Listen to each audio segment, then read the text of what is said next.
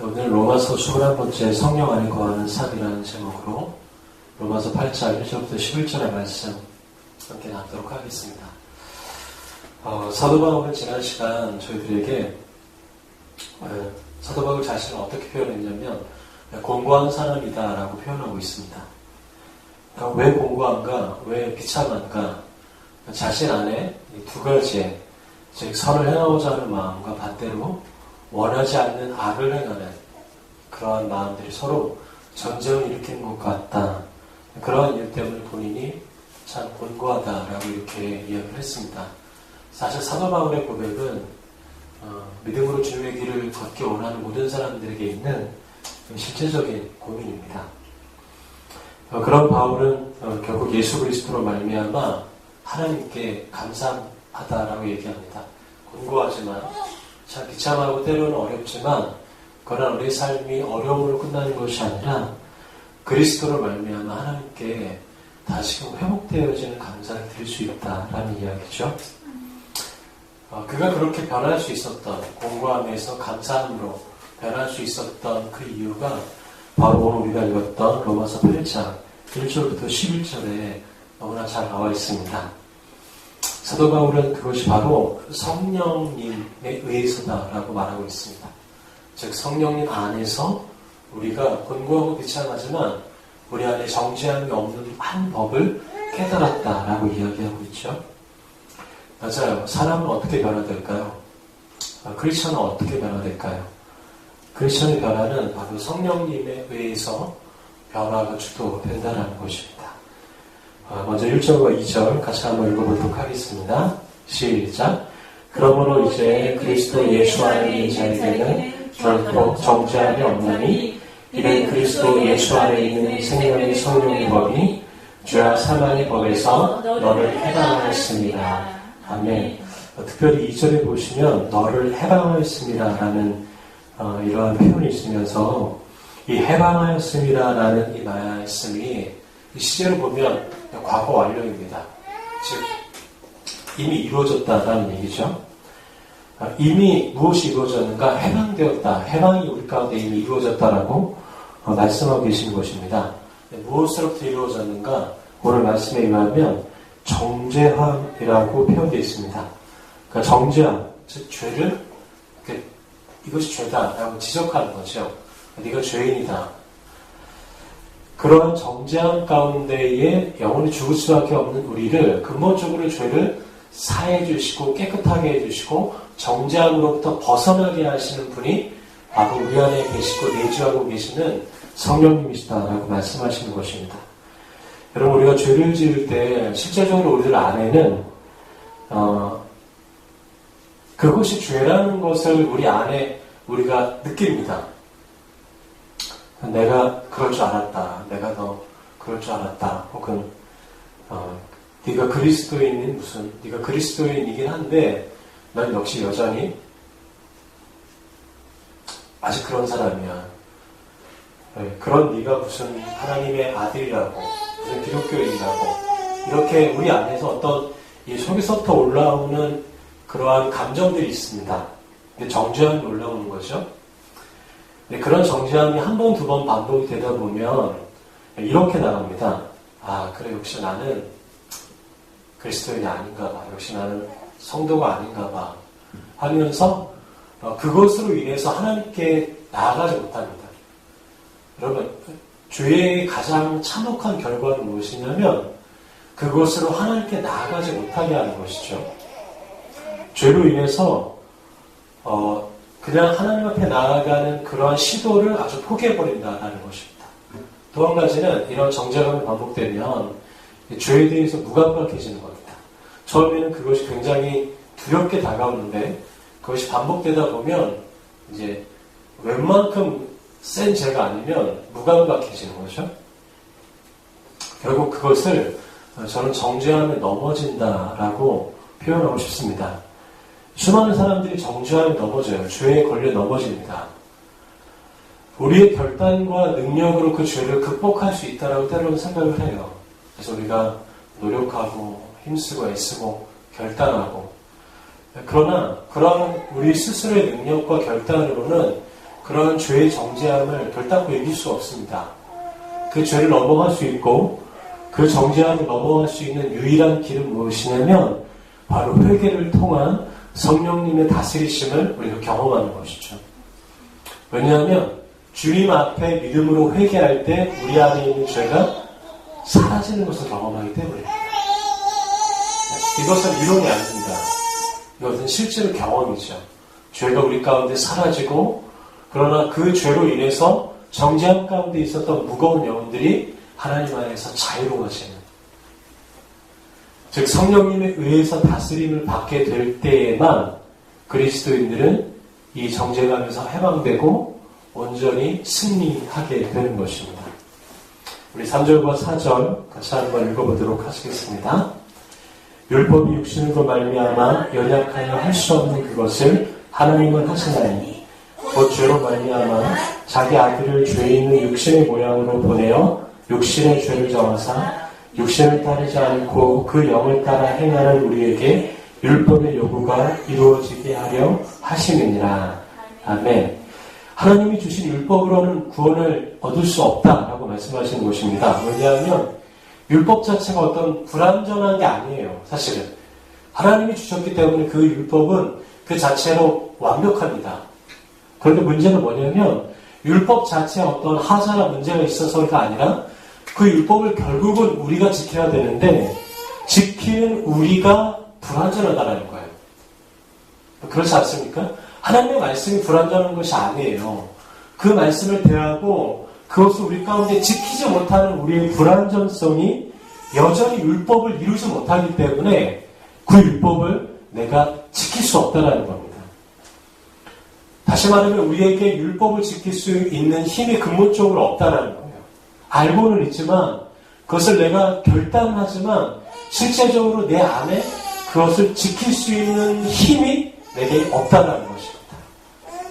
그래서 우리에게 이런 일이 발생하죠. 율법을 지킬수록 율법의 어떤 정말 제대로 한번 서보려고 할수록 어떻게 되냐면 안 지켜지는 겁니다. 그리고 더욱더 우리 안에 생겨나는 것은 무엇이냐면 정죄감입니다. 역시 난 안 되네. 자포자기, 포기하는 마음이죠. 그래서 하나님께서 하신 일이 무엇이냐면 그 율법을 온전히 이루시는 분, 율법을 완전히 지키신 분, 그분 바로 예수 그리스도를 우리에게 보내시는 것입니다. 그 예수 그리스도를 우리가 어떻게 해요? 믿음으로. 그 율법을 지키시고 이루신 그분을 우리가 믿음으로 받아들임으로 인해서 구원을 얻게 하신 것이죠. 바울은 그것을 너무나 잘 알았습니다. 바울은 우리가 예수님을 구주로 믿는 것이 바로 구원의 길이요. 그분을 나의 주로 고백할 때 우리 안에 보이지는 않지만 성령님이 우리 안에 함께 내주하고 계신다는 사실을 바울은 깨달았던 것입니다. 고린도전서 12장 3절에 보시면 이런 말씀이 있습니다. 성령으로 아니하고는 누구든지 예수를 주시라 할 수 없느니라. 즉 무엇이냐면 우리가 그리스도를 믿고 그분을 나의 주라고 믿음으로 고백하잖아요. 근데 그렇게 고백하는 자들에게는 내면의 안에 우리들 안에 어떤 분이 존재하고 계시는가? 성령님이라는 분이 우리와 함께 하고 계신다라는 것입니다. 왜냐하면 성령님이 아니고서는 그러한 일들을 할 수 없기 때문이에요. 성령님이 아니고서는 예수를 나의 주요 그리스도로 고백할 수 없다라는 말씀입니다. 5절과 6절 한번 같이 읽어보도록 하겠습니다.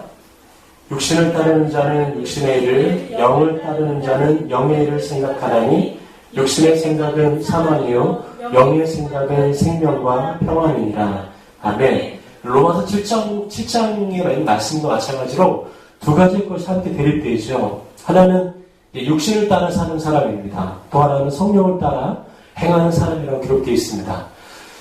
여러분 이것이 꼭 크리스천과 넌 크리스천을 구별하는 것은 아니에요.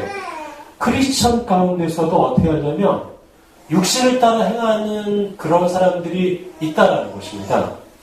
그러니까 즉 우리가 주님을 믿어도 내 생각과 내 의지대로 믿을 수 있다라는 거예요.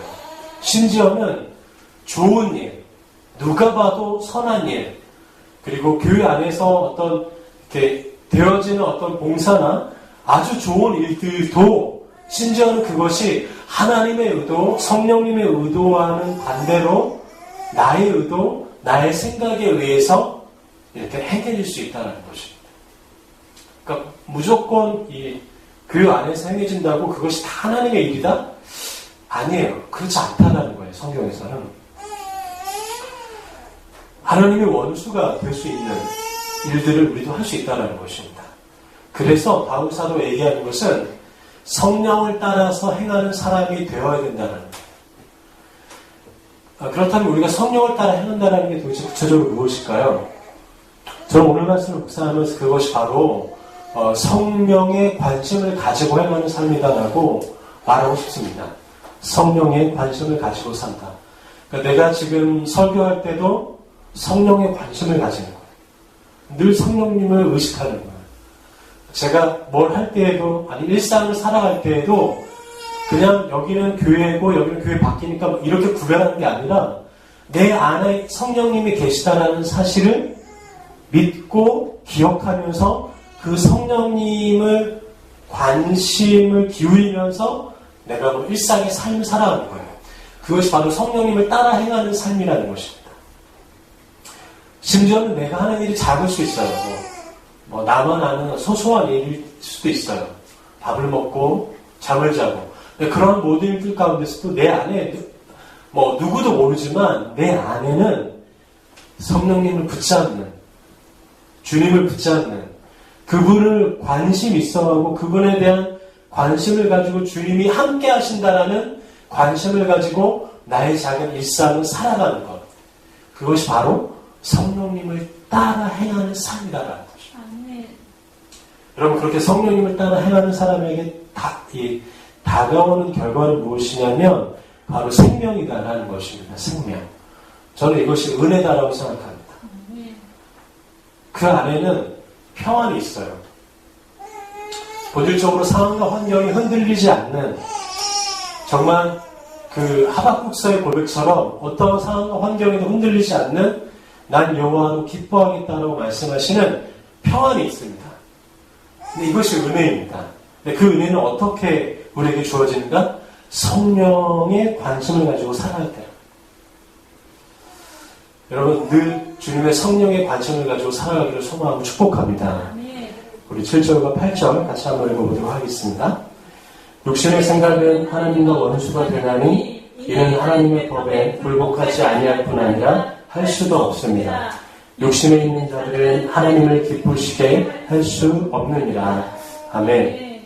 육신에 있는 자들, 즉 이것은 크리스천, 넌 크리스천을 구별하는 것이 아니에요.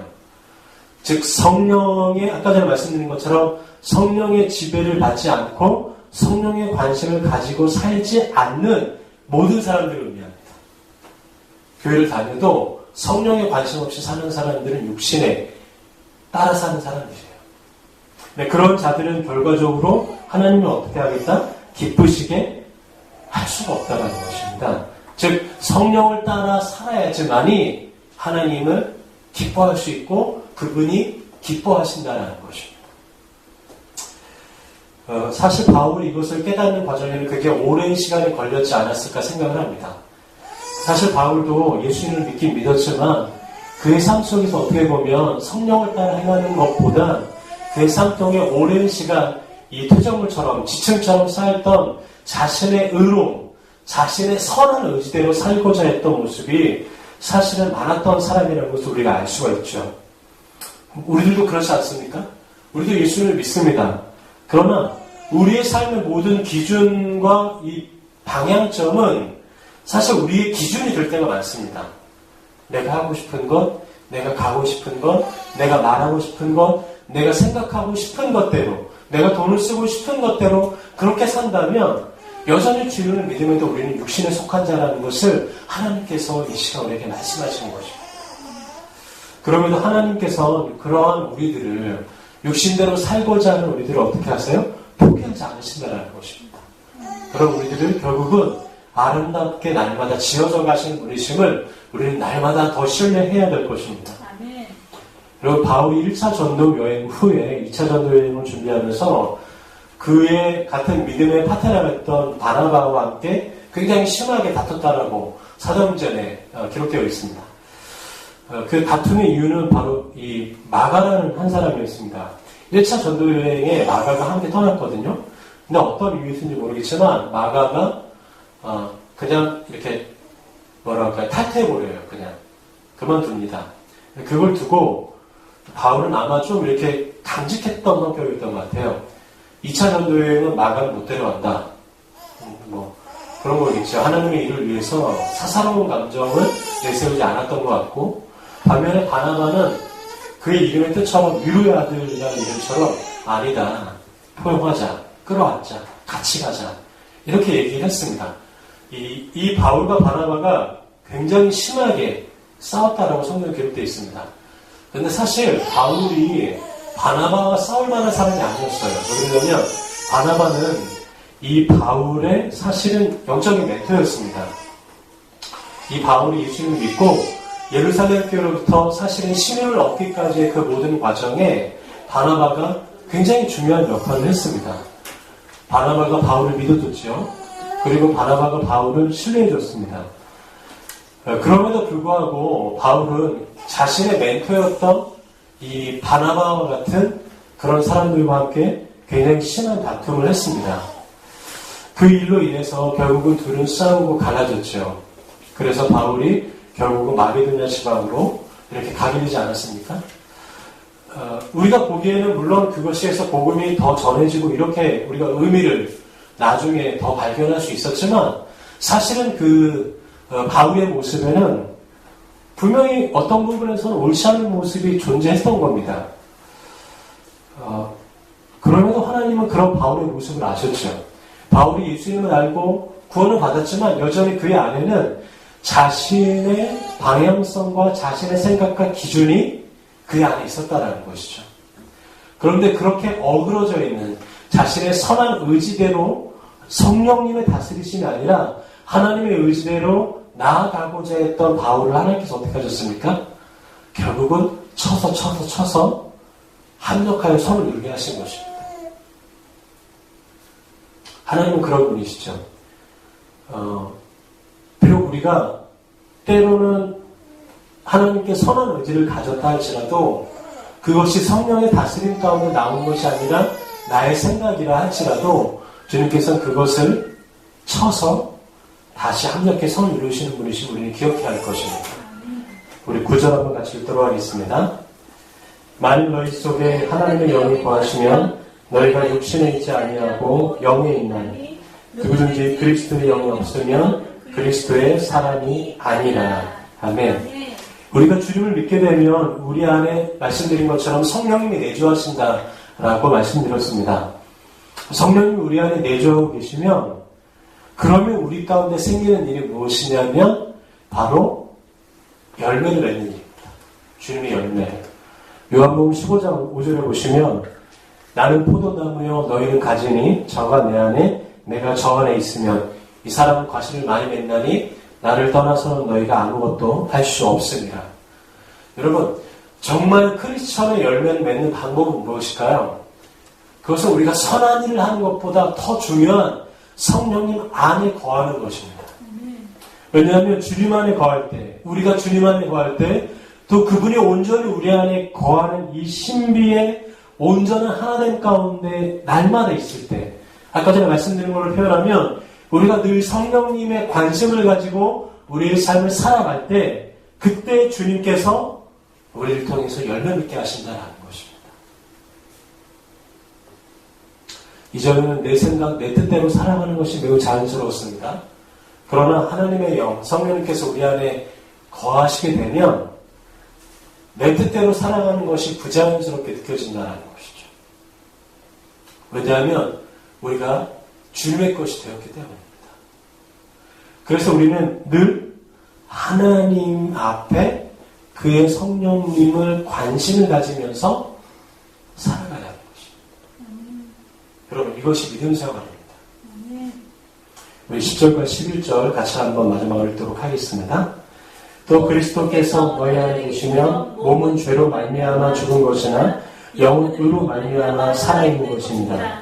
예수를 죽은 자 가운데서 살리신 이의 영이 너희 안에 거하시면 그리스도 예수를 죽은 자 가운데서 살리시니가 너희 안에 거하시는 그의 영으로 말미암아 너희 죽을 몸도 살리시리라. 아멘. 우리가 성령 안에 산다는 것은 아까 전에 말씀드린 것처럼 성령 안에 성령님께 관심을 가지며 살아가는 것을 의미합니다. 또한 날마다 성령님을 의지하는 거예요. 성령님은 어떻게 의지할까요? 하나님의 영역 안에 있는 우리가 할 수 있는 일을 통해서 주님을 의지하는 거예요. 그러니까 뭐 어디 이렇게 우리가 삶을 있다가 산속으로 들어가고 그렇게 하는 것이 아닙니다. 물론 필요에 의하면 들어가야 되겠죠. 그러나 우리 일상에서 주님을 의지하는 거예요. 다시 말하면 오늘 우리가 하는 큐티, 오늘 우리가 주님께 드리는 작은 기도, 오늘 우리가 주님께 드리는 아까 전에 했던 그 예배 찬양, 이런 모든 순간 바로 우리가 할 수 있는 그 삶의 영역에서 하나님을 의존하는 것입니다. 근데 이것이 쉽지가 않아요. 우리의 삶 속에서 주님을 관심 있어하고 그분을 의지하는 것이 쉽지 않기 때문에 우리가 더 포기하지 말아야 하는 것입니다. 아까 전에 말씀드린 것처럼 성령님의 다스리심을 받는다는 것은 성령님을 늘 생각하며 사는 것을 의미하는 것입니다. 지금 내가 하고 있는 이 모든 일들이 성령님께서는 어떻게 생각하실까? 또 주님께서는 어떤 마음이 있으실까? 그렇게 생각하며 사는 것을 의미하는 것입니다. 단순히 우리가 예수를 믿는다는 것은 교회를 다니는 것을 의미하는 것이 아닙니다. 또한 몇 가지 선한 일들, 좋은 일들, 선한 일들을 하는 것이 크리스천의 모습이 아닙니다. 진정한 크리스천은 바로 그 성령님을 따라 사는 것입니다. 성령님을 관심 있어하며 사는 것입니다. 성령님을 의지하며 사는 삶입니다. 그것이 바로 성령 안에 거하는 삶인 거죠. 우리가 성령님을 늘 생각하며 살려고 해도 사실 우리는 연약해서 늘 육체의 지배를 받게 됩니다. 그래서 바울이 말하는 것은 무엇이냐면 그러한 우리의 육체를 따라가고자 하는 그러한 몸을 늘 영으로 죽이라는 것입니다. 영으로 육을 죽여. 즉 하나님의 말씀과 기도와 예배와 찬양과 우리가 할 수 있는 이 일들로 매 순간 성령님의 다스림을 인정하며 살아가라는 것입니다. 네. 여러분 이것이 바로 그리스도인으로 성장하고 성숙해가는 과정입니다. 맞아요. 구원은 우리가 일순간 받게 되는 것입니다. 그러나 성장과 성숙은 오랜 시간 이러한 과정, 이러한 훈련, 이러한 것들을 반복하면서 우리 가운데 그리스도의 장성 분량까지 자라가게 하시는 것이죠. 저는 이러한 과정들이 오늘 저희 여러분 가운데 있기를 소망하고 축복합니다. 단순히 믿음으로 구원받는 데에만 멈추지 말고 성령 안에 거하는 삶을 날마다 삶으로 말미암아 날마다 성숙해가는 그러한 믿음의 경주의 삶을 살아가길 소망하고 축복합니다. 잠시 함께 기도하면 좋겠습니다.